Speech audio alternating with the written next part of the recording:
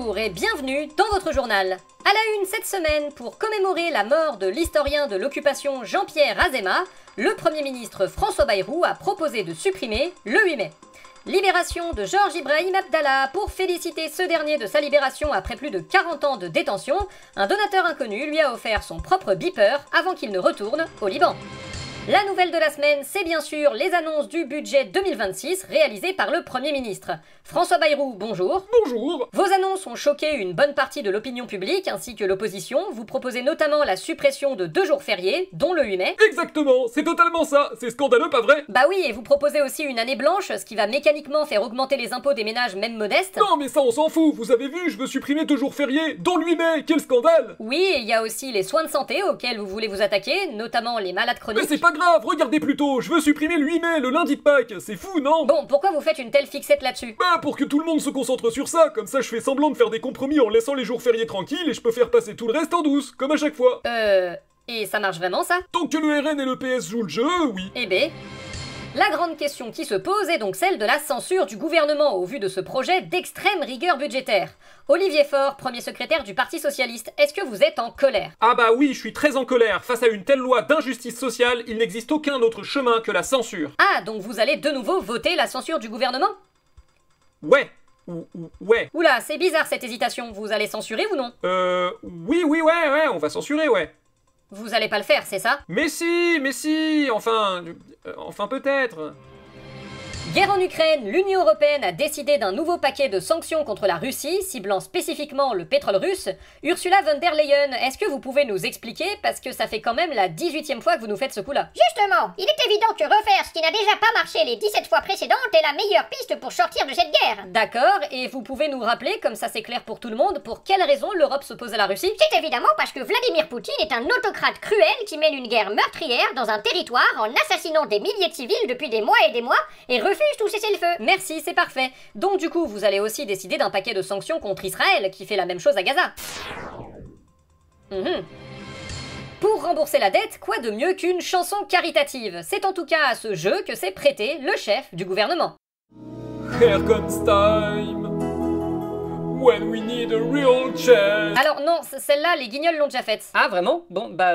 Ah c'est bon, j'ai trouvé. Aujourd'hui, on n'a plus le droit d'avoir faim. Non mais celle-là aussi, les guignols l'ont déjà faite. Mais putain, y a quoi qu'ils ont pas fait? Je vais pas chanter du Francky Vincent quand même, déjà que les gens vont pas bien. Bah sinon, tu peux pas mettre à jour une des tiennes? Ah ouais, j'avoue. Projet de loi encore plus empoisonné. Rafler des migrants. Pas mal. Soutenir un génocide. Classique. Démissionner. Bof. Oh oui, le budget 2026. Ah oui. J'en ai plus rien à branler, vos impôts vont exploser, histoire de vous faire bosser, supprimons un jour férié. Oh, je vais en supprimer 2. Les malades en ALD, on va les dérembourser, les chômeurs et les retraités, Eux, on va pas y toucher. bah si. Ah, bon.